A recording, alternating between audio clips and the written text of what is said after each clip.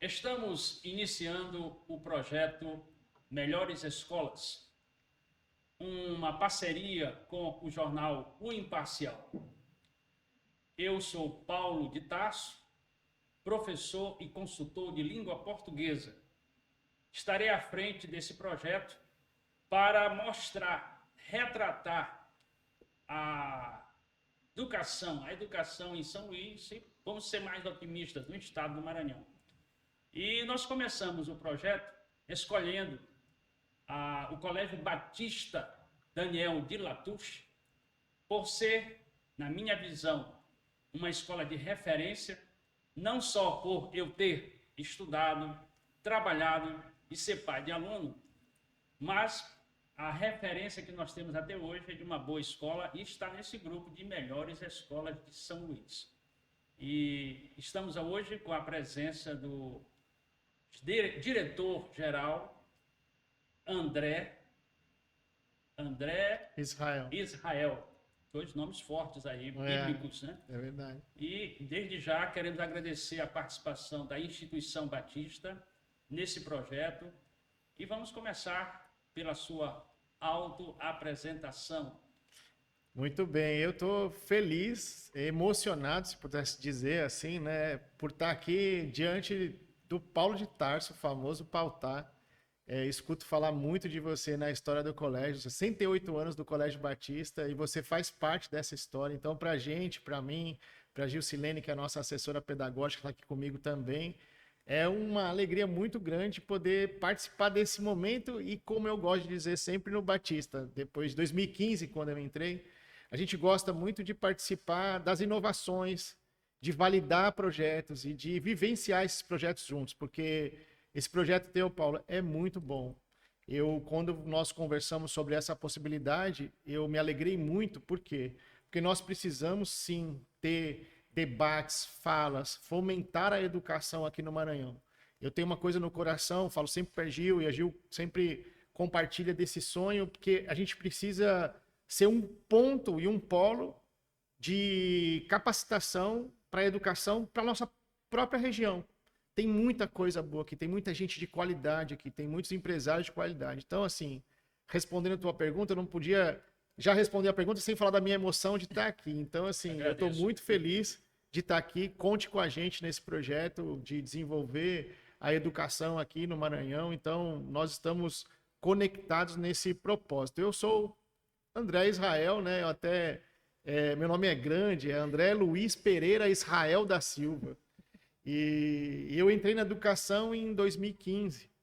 E em 2015 eu venho, esse ano, por uma, como eu gosto de dizer, jesuicidência completa 10 anos, né? Então, para mim foi um presente para a minha gestão poder estar aqui no podcast, poder estar aqui nesse projeto, né? É tão legal, Melhores Escolas. E eu queria dizer o seguinte, que eu não era da educação, chego na educação em 2015, trabalhei na Nestlé durante 16 anos e sou de São Paulo, mas tenho um coração maranhense, tenho um coração ludovicense. Eu amo a minha terra, amo o lugar que eu vivo. Não sou natural daqui, mas, Paulo, só para você ter ideia, eu fico bravo quando alguém joga papel na rua, né? Suja a rua. Às vezes está no carro, joga aquele papel, eu fico bravo, porque não é possível que estão sujando a nossa cidade. Como é que estão, né? Não estão cuidando da nossa cidade. Então, eu sinto quando eu chego no aeroporto, chego pelas estradas aqui em São Luís, em especial, ou no Maranhão, e eu sinto que eu estou em casa, né? É muito interessante isso. Quando eu vou a São Paulo a trabalho ou a passeio, sinto saudades de quem está lá, amo as pessoas, mas não me vejo mais lá, né? Deus me chamou para esse local. Então, hoje eu desenvolvo minha função como diretor-geral da Rede Batista de Educação Maranhense, porque hoje nós temos 3 colégios, então se tornou uma rede. E essa rede, ela tem um propósito de ampliar pela cidade. Aí, Paulo, interessante que às vezes eu vou falar desse sonho e as pessoas falam assim, chefe, não fala isso, como é que você vai falar o nosso planejamento, nossa coisa? Mas eu tenho tanta convicção de que Deus é quem guia o Colégio Batista, e isso, prova disso é que nós estamos há 68 anos servindo a cidade, que eu falo. Então, quero só encerrar esse tempo meu de fala dizendo o seguinte, já vou passar para a Gil aqui, e que assim, a gente quer ter uma escola em cada bairro de forma estratégica. E nós mapeamos esse bairro. Nós oramos, nós colocamos diante de Deus, nós fizemos um diagnóstico dessa necessidade hoje que tem, porque o modelo mudou, né? Hoje nós temos lá no João Paulo, só para você ter ideia, Pautar, 16 mil metros quadrados de escola lá no João Paulo. Se questiona hoje, será que precisa disso? Tem demanda para isso? Então, precisa fazer uma releitura. E nessa releitura que nós fizemos na gestão, a gente mapeou alguns bairros da cidade para colocar Colégio Batista, porque a nossa visão é pregar o evangelho através da educação. Então, a gente quer fazer o quê? A gente quer, de fato, abrir uma escola lá no Araçagi, que nós temos um terreno bem grande lá, de 70 mil metros quadrados lá, abrir uma escola lá no Araçagi, abrir uma no Maiobão, abrir uma no Quatrac, uma na Cidade Operária e uma na Coab. A gente fecha uma rede, Pautar. Você trabalha com a palavra rede. Você citou anteriormente aí que o Batista hoje tem uma rede. Quais são as unidades hoje que estão em vigor, estão abertas, funcionando? São 3? São 3 unidades. Nós temos o João Paulo, que é a matriz, né? Tradicional. Que é a tradicional, que gerou essas outras. A gente tem a Coama, falando na sequência de nascimento, a Coama, e depois nós temos o Calhau. Então nós temos 3 unidades já atendendo públicos diferentes, com um DNA só, com uma proposta só, mas atendendo públicos diferentes nessas regiões. E esse trabalho de unificação da rede, e aí a visão que eu gosto de falar do pedagógico, que assim, algumas pessoas dizem que o pedagógico é o coração da escola, é o core. Eu sou meio contraditório com algumas coisas, e eu gosto de dizer o seguinte, que eu acho que o pedagógico é o sangue, não o coração.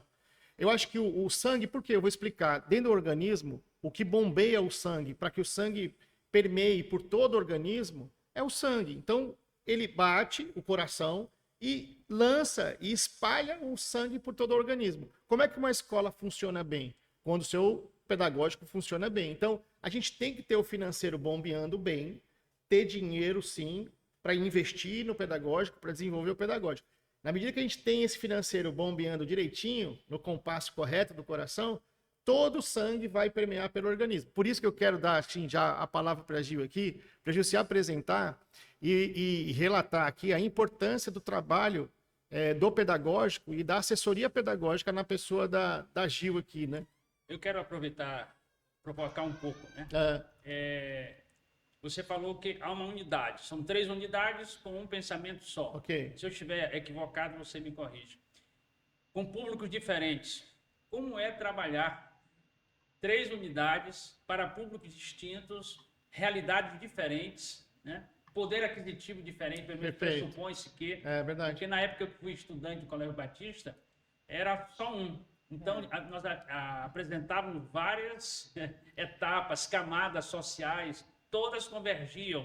Perfeito. Né? Eu falando todas no sentido só do Batista, mas havia outras escolas. Como é hoje trabalhar com essas variantes, né? Ou variações, ou grupos distintos?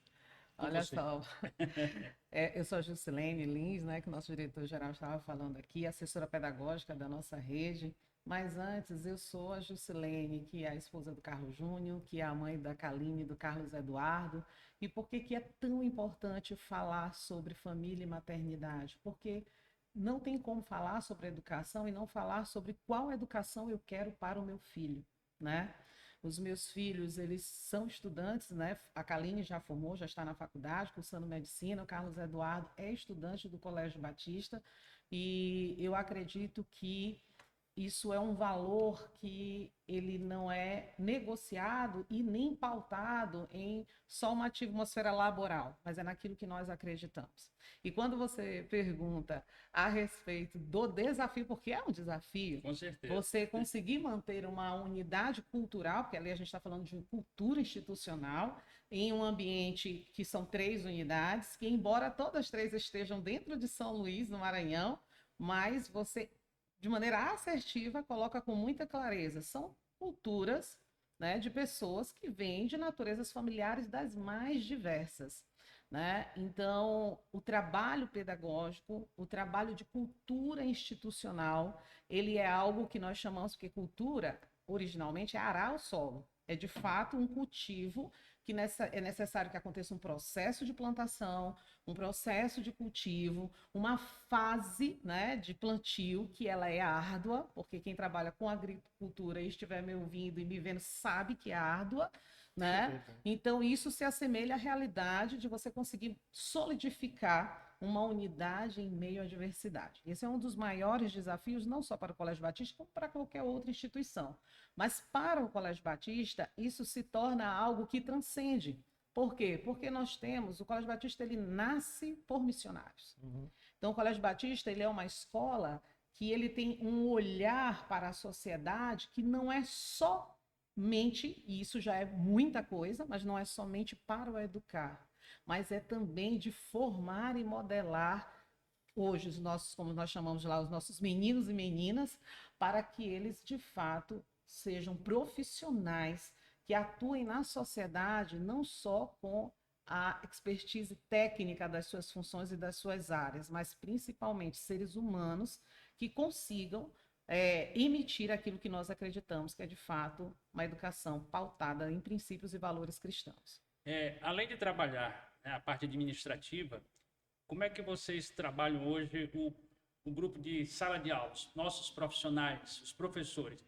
Pela diversidade, tem 3 unidades, os profissionais são os mesmos em cada unidade? O professor de Química é o mesmo da unidade 1, 2, 3, ou há uma mudança de profissional pela carga horária também? Sim, até por conta da carga horária, nós temos equipes, nós temos núcleos, né? Uhum. Então, quando temos ali, por exemplo, a polivalência, que nós atendemos crianças a partir de 1 ano de idade até o nosso estudante que está na 3ª série do ensino médio.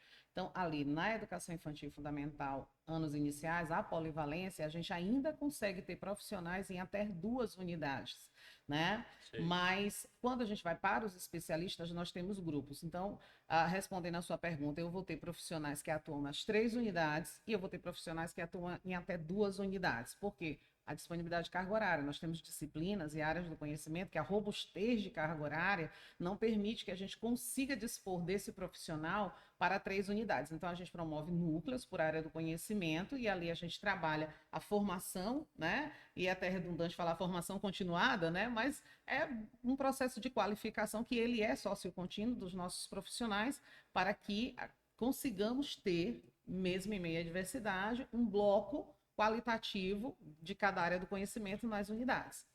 Pautar, desculpa, é só como é um bate-papo aqui, eu me empolguei aqui e queria só assim dizer para você que hoje a gente tem nessa proposta pedagógica, e naquilo que a Gil falou, a gente tem um selo na nossa educação. E como é que nasceu esse selo? Esse selo nasce daquilo que a gente já vinha produzindo, do que a gente já vinha entregando, né? Vinha fazendo de fato no dia a dia com os nossos estudantes, e nós precisávamos, vamos dizer assim, sistematizar isso, para poder transmitir para pessoas que estão fora da escola e entenderem qual é o nosso propósito. Então, esse selo da educação, ele chama selo 360. Nós temos um selo da educação, a gente vai explicar o que é, porque esse selo, ele envolve 4 pilares, que é o cristão, o científico, o inovador e o emocional. Então, como é que eu educo o indivíduo hoje dentro do Colégio Batista? Baseado nesses 4 pilares que tem o selo da educação 360 graus, né? Ou seja, a gente precisa olhar o indivíduo na sua integralidade, de forma integral. Então, não adianta a gente transferir só ou transmitir o conteúdo. A gente precisa transmitir o conteúdo com valores e princípios cristãos, de forma que seja científico, emocional. Então, queria até que a Gil pudesse explicar um pouco mais sobre isso, porque é a nossa essência, é o 360. Só um detalhe, na nossa época, não está tão distante assim, nós tratávamos como alunos, hoje nós tratamos como clientes. Como é que vocês trabalharam ou trabalham essa mudança de passar de aluno, estudante para cliente? Houve esse conflito ainda? Ou vocês conseguiram dar uma leitura só? Pedagogicamente, eles continuam sendo nossos estudantes.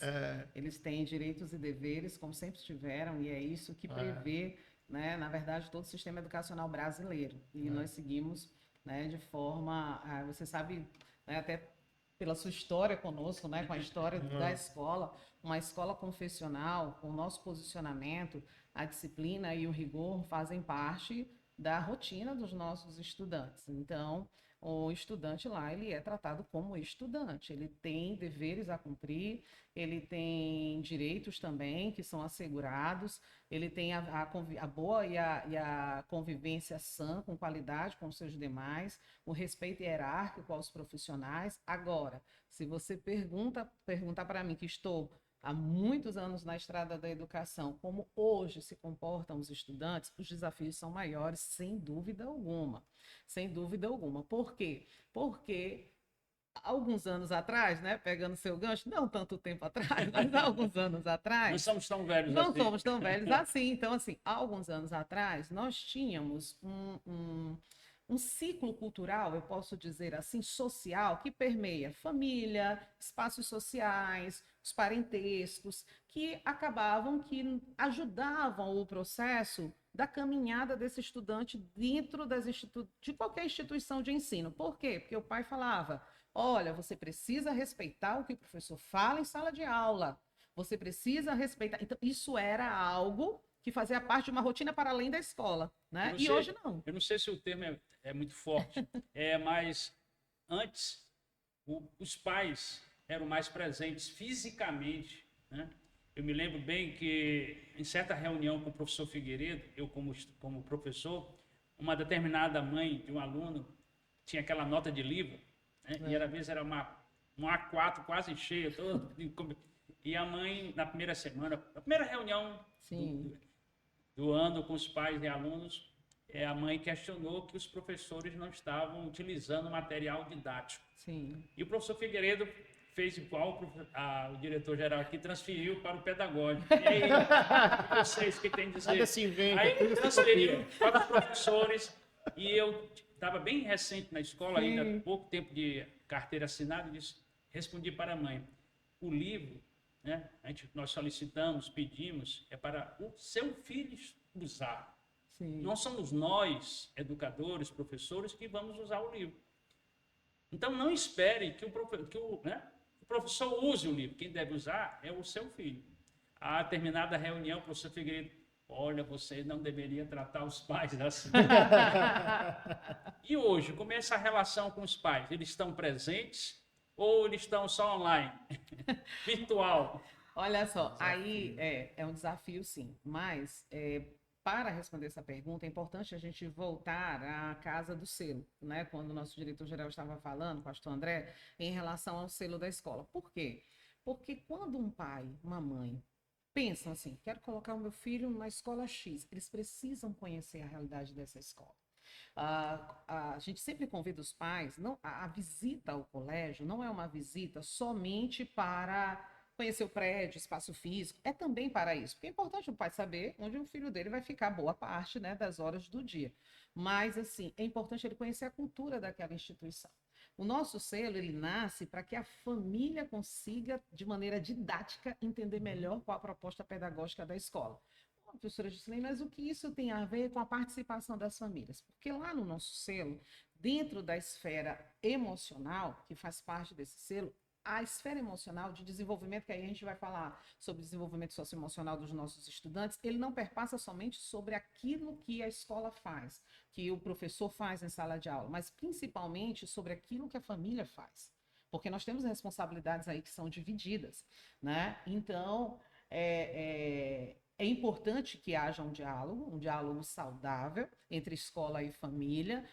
O esclarecimento, ele é sempre importante, porque quanto melhor for o esclarecimento sobre os processos internos da instituição para a família, menos intercorrências nós teremos nesse sentido, como que você pontuou. Hoje, nós temos ciclos, né, que se diferenciam bastante. Por exemplo, quando eu tenho crianças ali da educação infantil até o 5º ano do ensino fundamental, você tem, de fato, uma presença mais forte e intensa das famílias dentro do ambiente escolar, e nós temos o desafio, que é quando os nossos estudantes começam a migrar para o fundamental anos finais, que pega ali do 6º ao 9º ano do ensino fundamental, onde a família começa, na sequência presencial, a se distanciar mais, né, da escola. Mas como faz parte do nosso selo, o desenvolvimento emocional dos nossos estudantes, nós, quanto instituição de ensino, estamos o tempo todo chamando a família para o ambiente escolar. Mas hoje nós poderíamos falar que nós temos esses blocos que se diferenciam. A educação infantil fundamental nos iniciais, você tem uma presença mais constante da família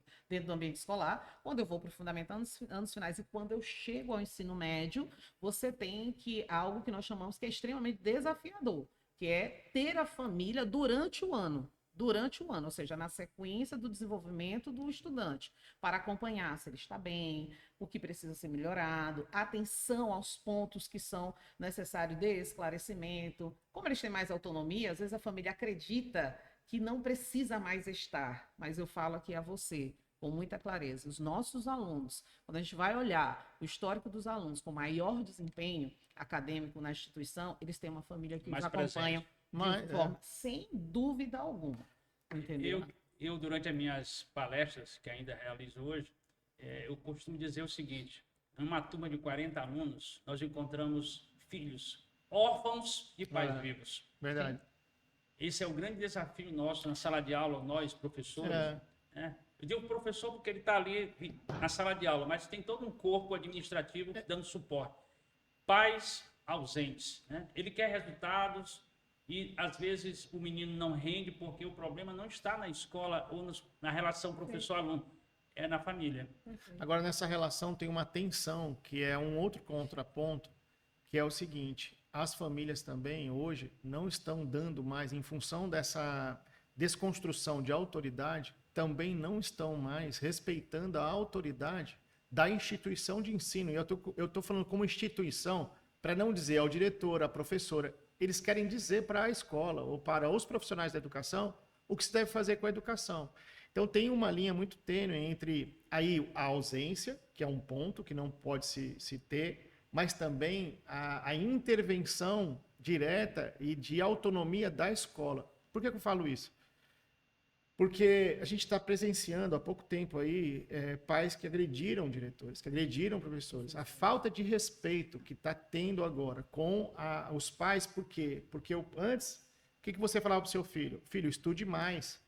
Então, se prepare melhor. Mas eu tirei nota baixa. Agora não, o pai entrou na escola. Por que você deu nota baixa para o meu filho? Por que você... Então, tem esse outro contraponto que a gente tem que abrir os olhos e discutir e voltar a dar à instituição e aos profissionais da educação a autonomia que é devida. Não tem como.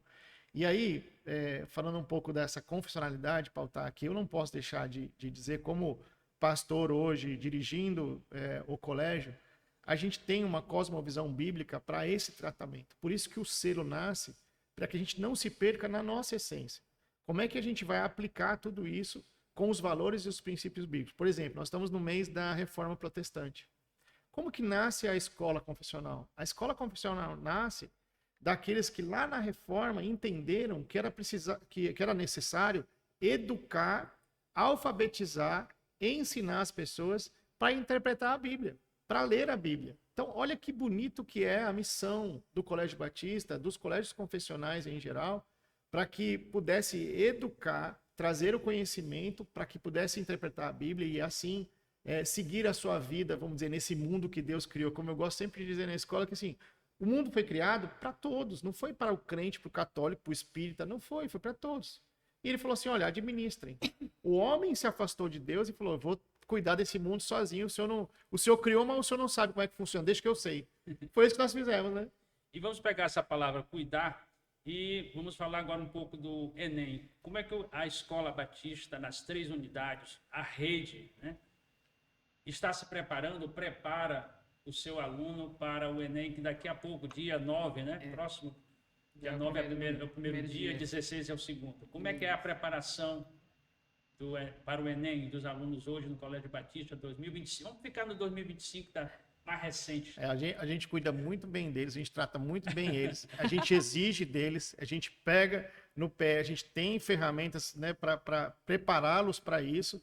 No dia também a gente dá um presentinho para eles, a gente cuida deles até e acompanha. E principalmente, vou passar, tecnicamente a Gil vai explicar, mas eu aqui emocionalmente estou falando. Então, o que acontece? É o coração que eu acho que é o único colégio, eu arrisco dizer aqui, o único colégio que ora pelos seus alunos que vão praticar o Enem, que vão fazer o Enem. Então, assim, a gente tem uma corrente, tem um relógio de oração, melhor dizendo, com horários, com as pessoas que se disponibilizam voluntariamente da própria escola, voluntariamente, para preencher os espaços ali. Então, eu acho que é importante pautar falar isso, porque como uma escola confessional e está dentro do nosso selo da educação, esse cuidado cristão. Então, a gente ora por eles. Então, a gente prepara eles emocionalmente, a gente prepara eles espiritualmente, tecnicamente, cientificamente, né? Então agora a Gil vai falar como que a gente faz isso aí. Só para reforçar, Sim. há um reforço maior na carga horária para prepará-los para o Enem? Sim. A gente, pedagogicamente, a preparação do Enem começa antes, né? Não é no ano em que o aluno presta o vestibular de forma oficial, porque eles, né, começam como É um treineiros. processo. Mas existe um processo que vem ali desde do ensino fundamental. Por quê? Porque se nós não prepararmos essa base para os nossos alunos, eles chegam ao ensino médio com grandes dificuldades, com lapsos temporais ali que são significativos de aprendizagem. E aí precisaria antecipadamente ter feito uma recomposição. Né? Dito isto, quando o aluno adentra o ensino médio, de fato, assim, a atmosfera do ensino médio, ela converge para o vestibular, né? Porque nós queremos e desejamos, e faz parte daquilo que a escola tem como meta para os nossos estudantes, encaminhá-los para as universidades, para que o aluno saia do colégio e ele possa ingressar tenha condições de ingressar em uma E o universidade. Batista, durante muitos anos, eu não sei hoje porque eu não tenho esse dado estatístico mais recente, mas durante muitos anos o Batista foi o primeiro lugar em aprovação nas faculdades locais, né? Não só locais, mas também de outros estados. Era o forte, era a propaganda, né? Era o chamariz para atrair novos alunos. E essa preocupação na prática, e os alunos.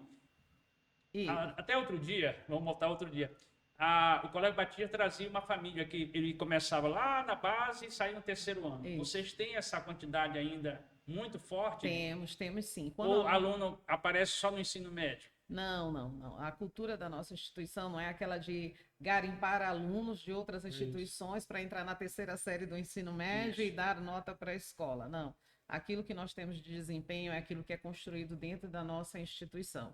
Né? Então, quando o nosso aluno chega no ensino médio, existe uma robustez maior de carga horária, eles têm aula pela manhã e alguns dias eles têm aula à tarde, eles passam por oficina de redação, eles têm oficinas das principais disciplinas e isso é mensurado de acordo com o desempenho da média daquela série. Então, a série está com dificuldades na área de natureza, disciplina de química, então ele vai ter oficina de química no contraturno para melhorar o rendimento dele ali na disciplina. Hoje a gente sabe, o Enem ele é por habilidades, então os alunos também são preparados com simulados, maratonas, para que... Por quê? Porque não é somente ter domínio do conteúdo, nós sabemos disso, é ter de fato a prática, não só interpretativa das questões para ter a resposta adequada, mas a calibração para a própria TRI. Então, isso é uma preocupação científica e técnica da instituição, do qual os nossos alunos são preparados durante todo o ensino médio, os simulados. Porque eles fazem, por exemplo, nossa terceira série, quase todos os sábados estão na escola fazendo simulado. Por quê? Porque eles precisam treinar tempo de resolução de questão, porque às vezes você tem um aluno que ele tem um conhecimento comprovado, com evidência pedagógica, ele sabe o conteúdo, mas ele se perde no tempo da resposta. E aí ele perde o time no dia da prova do Enem, que é um dia. Né? Então, por isso que ele precisa ser treinado para que ele consiga enxergar as questões, dividir as seções das questões por aquelas que são de menor complexidade, maior complexidade, porque a teoria de resposta ao Inter, que é o que calibra a correção do Enem, ela tem uma resposta que é diferente daquilo dos vestibulares antigos, tradicionais, né? Com nota aritmética, então isso modifica para os nossos alunos, então eles sabem que se eles acertam uma questão de maior complexidade e erram uma questão de baixa complexidade, isso desce a margem da TRI deles, isso é ruim para o resultado final. Então, a gente sempre fala que você tem que responder tudo e buscar fazer todas as questões, mas precisa ter um conhecimento técnico sobre a prova para que consiga ter um melhor rendimento. Junto de tudo isso, existe um trabalho individualizado. Se estuda a rotina dos estudantes, se prepara de maneira personalizada para cada um dos nossos estudantes no ensino médio, qual os melhores, dentro da realidade dele, familiar dele, o melhor tempo de estudo, porque a gente sabe, o conhecimento é numa espiral. Então, o nosso aluno ele precisa ter a aula na escola, mas ele tem que ter um tempo dedicado fora do ambiente curricular para ter, de fato, a aula da aula estudada, né? Ele precisa estudar sobre aquilo. Como nós trabalhamos com a língua portuguesa, há uma grande preocupação nossa, né, no Enem com a redação. Sim. No Colégio Batista, dentro desse projeto da Educação 360 Graus, tem alguma preocupação com relação à leitura, um incentivo à leitura? Sim, temos. Na verdade, nós temos o que nós chamamos de programa literário, né, que pega as crianças desde a educação infantil, né, até o ensino médio. Por quê? Porque para que esse aluno consiga ter imaginário desenvolvido, repertório robusto, para que ele consiga escrever, porque nós não conseguimos escrever se nós não temos nada dentro de nós. Então, isso precisa ser desenvolvido ao longo dos anos, porque o prejuízo é muito grande se esse aluno ele desperta para isso somente lá no ensino médio, na primeira, na segunda, na terceira série. É muito tempo para correr.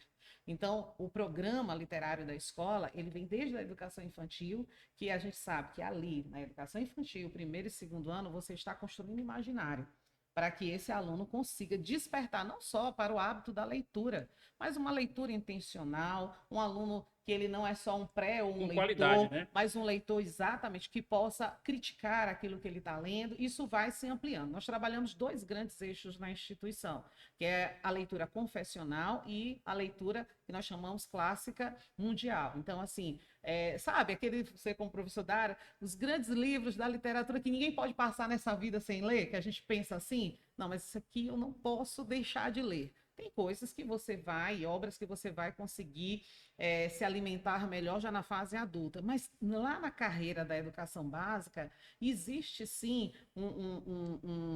como eu vou dizer, um núcleo que ele precisa ser absorvido. Então, o que a gente faz quanto instituição? Trabalha isso desde o ensino fundamental, onde os alunos leem através dos paradidáticos e o trabalho dos professores.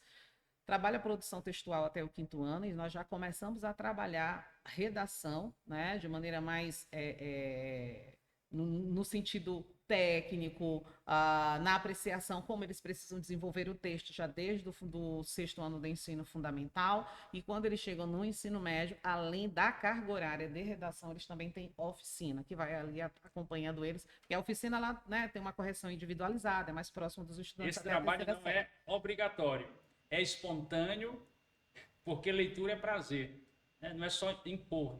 Eu até digo assim, às vezes, nas minhas palestras, quando há oportunidade, se você não gosta de ler, e de repente, eu fui iluminado, recebi uma mensagem divina, vou começar a ler hoje, vou começar lendo Machado de Assis.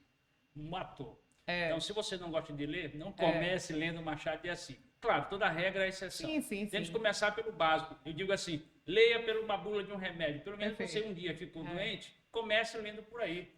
Por e isso. leitura não é só texto escrito, é leitura de mundo. Que às vezes nós nos perdemos em querer que o aluno leia textos escritos.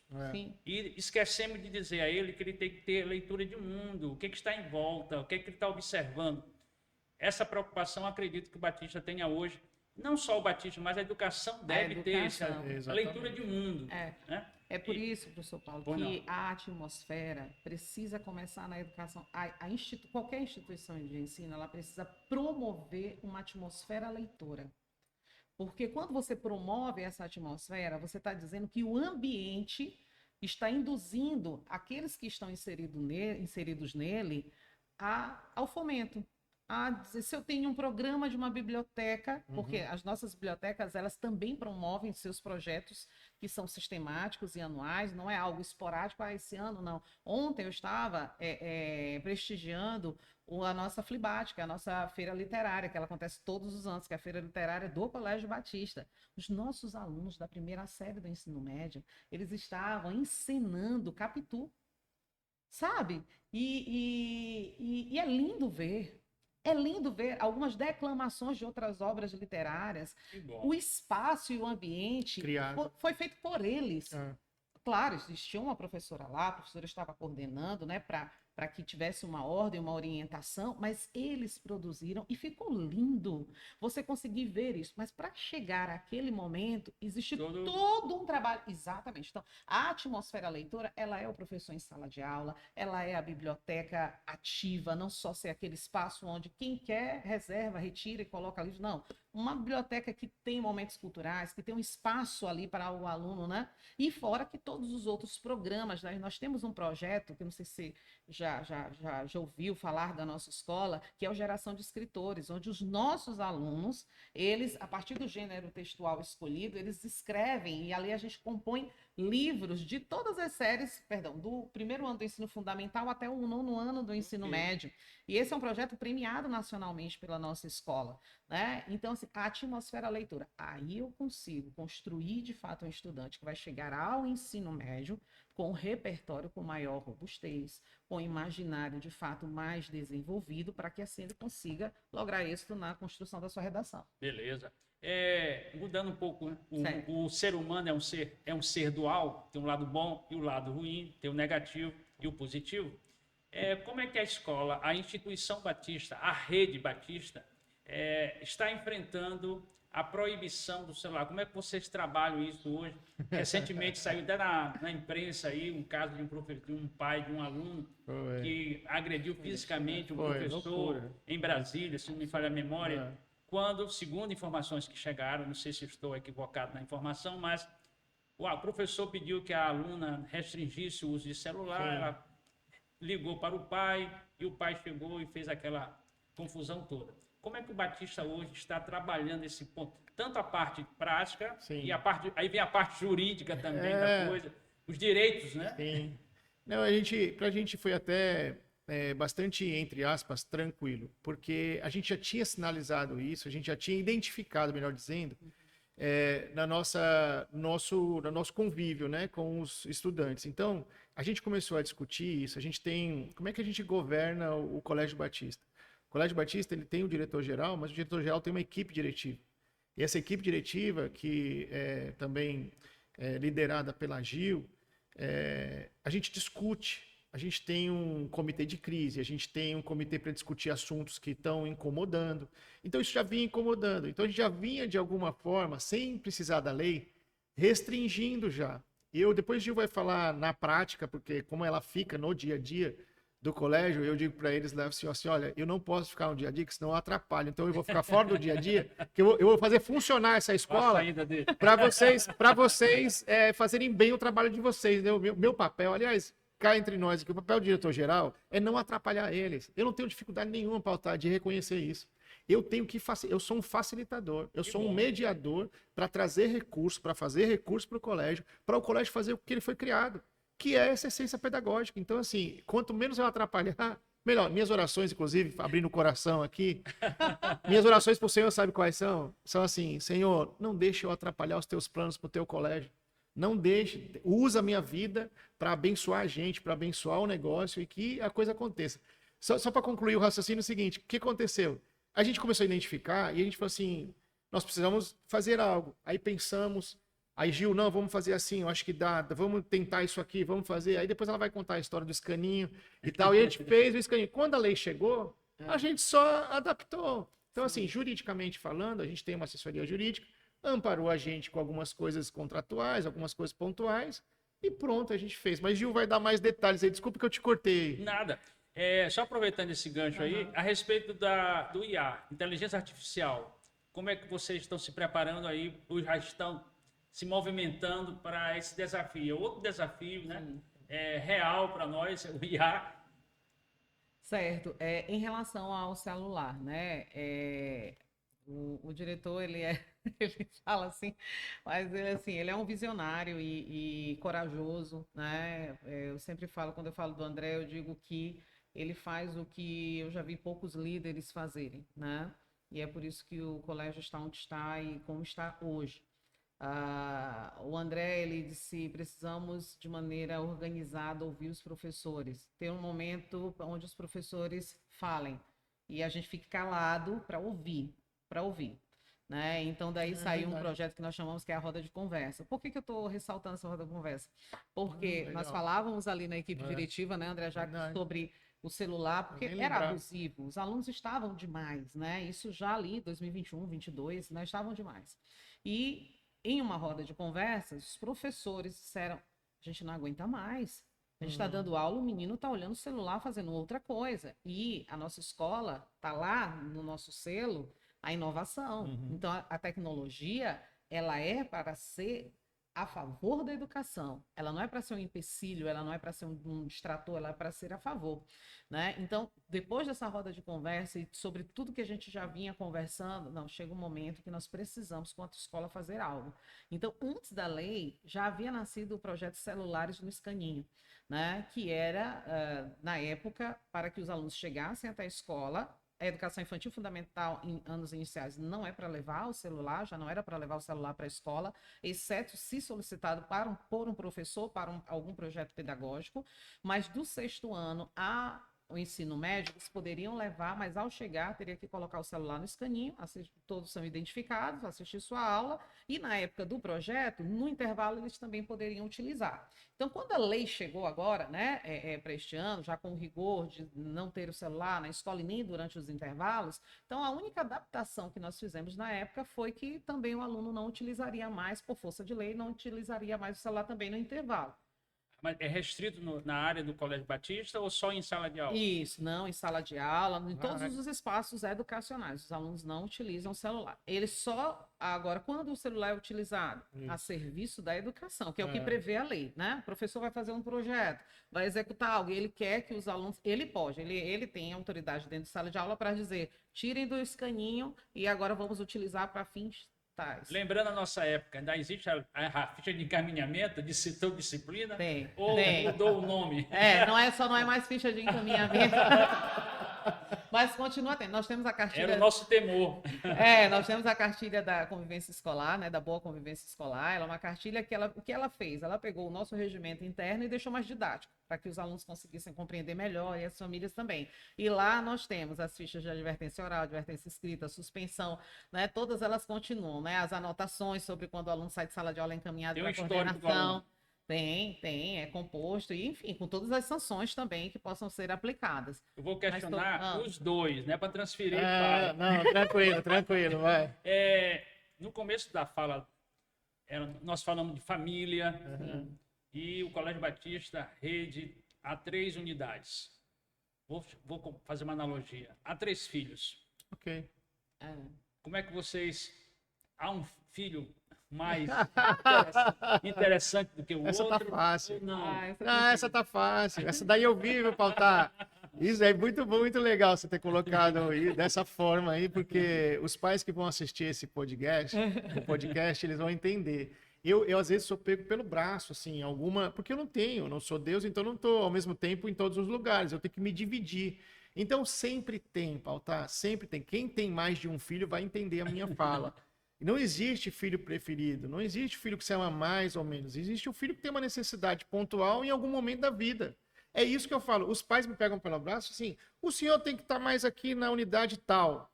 Aí eu olho para ele e falo assim, porque eu só não gosto dessa unidade. O senhor gosta mais da unidade tal. Aí eu olho bem assim, com esse meu jeito de ser, eu falo assim, bom dia, tudo bem? Aí a pessoa já desarma, né? Fala assim, não, bom dia, diretor e tal. Não sabe o que é, porque a gente sente falta do senhor. Eu falo assim, deixa eu te perguntar uma coisa. Você tem quantos filhos? A pessoa fala 2, 3 e tal. Aí eu falo assim, ó, você gosta mais de um? Não, não gosto. Eu falo, pois é assim também. Eu amo minhas 3 unidades, mas aquela unidade X, que eu não vou citar nome para não criar ciúmes, aquela unidade X nasceu agora. Eu preciso estar lá um pouco mais de tempo. Mais Porque presente. não foi assim quando teu filho mais novo nasceu e o mais velho ficou assim, poxa mãe, agora você só pega ele no colo, você só... Então, assim, fica tranquila, que olha, deixa eu te falar, inclusive, eu olho muito por essa unidade, aí eu falo o que eu faço, né? Não estando presente lá fisicamente às vezes, mas não tem como. Pautar, eu vou te dizer aí como gestor hoje, eu tenho um compromisso financeiro, eu amanheço com dívidas. Então, assim, eu tenho que dormir bem, eu tenho que estar bem, eu tenho que estudar para poder, eu tenho que entender, eu tenho que estar preparado. Porque a responsabilidade que tem uma rede com quase 300, um pouco mais de 300 colaboradores, é uma responsabilidade muito grande. Então, assim, não tem essa de, gosta mais de um, gosta mais do outro, fica mais em uma, fica mais na outra. eu vou de acordo com a necessidade e tentando suprir o amor de cada um ali e abastecer cada um, né? Vamos ver a resposta feminina agora. Não, mas não é muito diferente, não é difícil para a gente responder, porque não é muito diferente, não. Eu também atuo nas 3 unidades, É. né? Cada unidade tem a sua diretora de unidade, justamente para ser essa resposta mais presente para as famílias, né? E então, assim, não há um filho predileto, há sempre o filho que tem a maior necessidade. De maneira sistêmica, a assistência é dada para todos, para todas as nossas unidades. Mas existem unidades que, por tempos, e nem só por ordem, né, de nascimento, né, André? É de Às vezes é demanda. por tempo de demanda. De Existem necessidade. períodos que a mãe precisa de maior Isso. cuidado. Existem períodos que o filho mais novo É. precisa de maior cuidado. É. E ali você vai. Mas de forma geral, e ali de maneira bem operacional, a assistência ela é sistêmica, ela é para todas as unidades. Por quê? Porque elas compõem a rede. A rede é rede porque elas existem. Então, o cuidado é feito para cada uma, né, de acordo com o seu. Sim, completo. Isso de acordo com o seu perfil, Para porque são fechar. perfis bem diferentes. Para fechar nosso bate-papo, É, mais uma pergunta boa. vai. E, Paula, deixa eu te Diga-me. dizer uma coisa sobre a IA, né? Que a gente acabou, você perguntou, É. a gente acabou não falando. Eu sempre falo, assim, eu, quanto educadora, eu sou uma entusiasta sabe, da inteligência artificial. Nós precisamos aprender muito ainda, sabe? Aprender muito, porque a IA, ela chega para nos desafiar a, de fato, fazer as perguntas corretas sobre aquilo que nós precisamos e um desnudar sobre quem somos. Porque ela não substitui o indivíduo, mas ela pode ser uma excelente ferramenta, inclusive para a educação. E com um olhar bem específico até para a educação especial. Então, mas ela é para todos. Ela não há uma regressão, não há eu não vou utilizar IA, né? Você às vezes pega pessoas falando, não vou. Você já utiliza. Você que não sabe, mas você já utiliza. Você nem percebe. Não percebe. Qualquer aplicativo de busca você tem, ali tem inteligência artificial, né? E muitas outras ferramentas. Mas para a educação, ela é para ser ganho e conquista. Agora, existe muito ainda a aprender da nossa parte, quanto educadores, precisamos aprender para fazer o melhor uso e o uso com qualidade, para que isso não corrompa, para que a IA não venha corromper o conhecimento. Porque hoje o que a gente vê de maior desafio é o corrompimento do saber. Por quê? Porque como nós estamos numa era onde a velocidade é muito importante, mas ela também é danosa, onde os múltiplos olhares são importantes, eles também promovem danos. Por quê? Porque a forma como eu lia um texto alguns anos atrás acaba não sendo a mesma hoje, porque aquilo que era para ser uma ferramenta, ela passa a ser uma muleta. Então, como muleta, eu deixo de olhar coisas que são importantes. E ela ainda está aprendendo muito no que se refere a conhecimento técnico. Então, ainda tem muitos erros. Então, quando eu pego, por exemplo, um aluno que usa a IA para fazer o seu trabalho, mas usa de maneira nociva, ele não aprende, o que ele entrega está errado. Isso acontece somente com estudante, Gislaine? Não, com qualquer pessoa. Né? Então, eu acredito que é um caminho que não tem volta, mas é algo que a gente ainda precisa aprender muito. O mais difícil na caminhada é o primeiro passo. Nós conseguimos apresentar o primeiro passo hoje com o projeto Melhores Escolas. E para encerrar nosso bate-papo, uma pergunta para os dois. Vai. Por que estudar no Colégio Batista? Em 1 minuto cada um. Eu aprendi com a Gil, quem fala por último é mais importante. Então fala você primeiro. Olha, tá vendo? Mas por que estudar no Colégio Batista? Porque, sem dúvida, como mãe e como profissional da educação, principalmente como mãe, é a melhor escola para o seu filho. Porque a educação que nós promovemos, ela não é uma educação que somente está preocupada em produzir eficiência no sentido de conhecimento, que nós chamamos tecnicamente, né, que é a proficiência, né, que é o conhecimento dos conteúdos que estão ali para o currículo da educação básica, mas ela modela indivíduos. Então, já terminou 1 minuto? Então, hoje, peraí. Então, hoje uma escola uma escola que se preocupa em modelar indivíduos, e o nosso olhar, Paulo, ele é para a eternidade. Lá no comecinho eu estava falando que o Colégio Batista nasceu com missionários. né? Porque ele nasceu entendendo que ele precisava pregar o evangelho através da educação.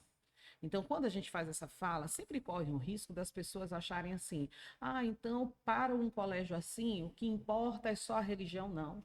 Tanto que nós temos uma cultura de alto desempenho com os nossos estudantes, desempenho este acadêmico, porque queremos que o nosso estudante saia de lá direto para a universidade. Mas nós queremos modelar seres humanos. Um indivíduo que entenda que ele tem barreiras éticas, morais, para conviver com integridade na sociedade. Antes da fala do diretor-geral, eu acabei, agora me lembrei da palavra, estava desde o início. Existem hoje as assembleias ainda? Existem. Existe. Não, eu vou aproveitar o teu. É bom falar o que é, né? Para quem não conhece. Né? Não, eu vou aproveitar você levantar de bola aí e nós vamos falar sobre isso, porque a minha fala, né, respondendo a tua pergunta, assim, por que estudar no Colégio Batista, né? Por que colocar o filho no Colégio Batista?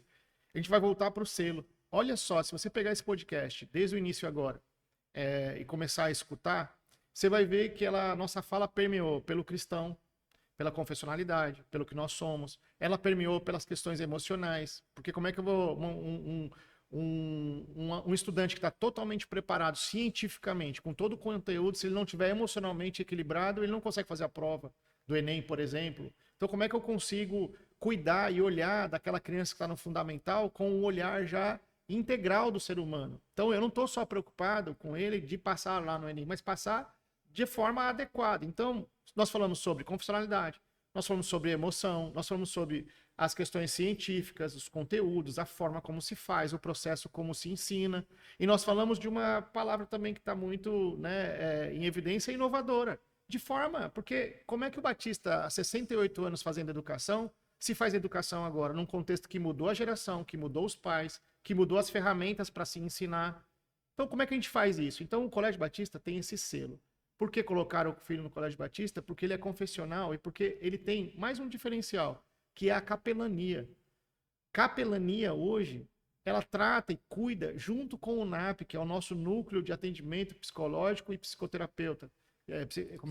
Psicopedagógico. Então, assim, a gente tem uma proposta integral.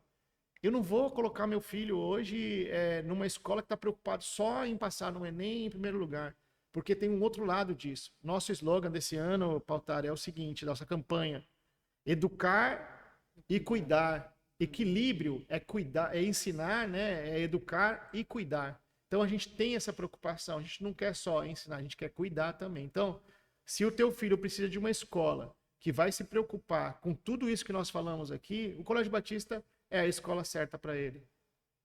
Eu espero contar com o Colégio Batista em outras oportunidades. Não, vai contar, e eu vou responder. Trazer os professores. Pode contar com a gente. Pode contar com o teu colégio. Conte com o teu colégio. E olha, para responder, existe sim as assembleias. As assembleias são produzidas e preparadas pelos nossos alunos, inclusive. Então tem lá o Siloé, que é no intervalo. Tem um grupo Siloé que fica no intervalo, tocando, louvando, às vezes pregando, enfim. O ambiente é um ambiente confessional. Se você me permite, vocês me permitem, eu quero registrar aqui duas homenagens em memória. O professor Emílio. Sem dúvida. O professor Figueiredo. Sem dúvida. Né? E na minha área de educação, às vezes as pessoas me perguntam assim, pessoal, a sociedade sempre exige quem é o melhor, quem é o melhor. Na língua portuguesa, eu tive o prazer de ser aluno. Para mim, é o melhor professor de língua portuguesa ainda hoje, mesmo que tenha passado pela transição. Eu encontrei no Colégio Batista. João Garcia Furtado, melhor professor de língua portuguesa, que eu tive o prazer de ser aluno. E depois companheiro em outras escolas e no Batista também. Não sei se vocês têm essa informação, mas fica registrado aqui no nosso primeiro podcast, projeto Melhores Escolas. Nosso agradecimento a vocês. Muito obrigado. Pautar. E o convite está de pé para próxos encontros. Conte com a gente. Nossos professores, nossos amigos, nossos parceiros, né? Sim, com certeza. sim. E também os alunos. Também eles, sem eles. Não faz Muito obrigado. Obrigado Fique à você, vontade, Pautar. palavras finais para você. Obrigado você. Eu quero agradecer também o Célio, quero agradecer a Suzy também. Obrigado pelo convite, Pautar. Obrigado pelo privilégio que nós tivemos aqui de ter um pouco mais de relacionamento e intimidade contigo. Conte com o Batista, conte comigo, conte com a Gil também. Então, assim, nós estamos para a educação, servindo ao Senhor para a educação no Maranhão. Então, vai muito além dos muros do Batista. O Batista, sem dúvida nenhuma, é um ponto e é um colégio que a gente, né, vive a educação, mas conte com a gente como indivíduos da educação. Então, parabéns pelo trabalho, viu? E tenha certeza que, assim, poderíamos aí adentrar a tarde falando, né? Porque educação, como eu falei há pouco, não se esgota nunca. E para a gente é um prazer e uma alegria. E falar da nossa escola, que a história da cidade se confunde com a história da escola, né? Porque já foram muitas gerações que já passaram pelo Colégio Batista. Ontem, uma reunião com os colaboradores, né? Que nós estamos, né, nas prévias de um evento que nós amamos muito, que é o 360 Day, né? Mas ontem, na reunião com os colaboradores, nós conversávamos e eu falei para eles, eu disse, esta escola é do Senhor. Esta escola, nós estamos nela, ela é do Senhor. Cada um aqui está construindo a sua marca, a marca que você vai deixar no Colégio Batista. Por quê? Porque transpõe quem é a Juscelene, quem é o pastor André, transpõe. Porque o Colégio Batista, ele é do Senhor Jesus e ele está para abençoar a cidade, né? Então vamos para a pedir gente é ao uma alegria. para fechar com uma prece e uma oração para nós, agradecimento ao nosso Deus. Vamos orar. Vamos orar. Senhor, obrigado, Pai, por esse momento de um encontro de pessoas, mas muito mais do que de pessoas, de propósito. Obrigado porque o propósito no coração do Pautar é um propósito nobre, que é educar as pessoas para transformar o mundo. E nós estamos também nessa missão como colégio. Muito obrigado pela missão que o Senhor trouxe, Pai, para todos nós, o propósito da educação no nosso coração. Continua abençoando o Pautar, sua esposa, seus filhos, sua família como um todo. Continua abençoando o Imparcial. Muito obrigado, Pai, por essa oportunidade, onde o colégio pode falar um pouco do que tem feito na sociedade nesses 68 anos. Que o Senhor abençoe o projeto do Pautar e que seja próspero em todos os momentos. Nós abençoamos em nome de Jesus. Amém. Amém. Amém. Muito obrigado.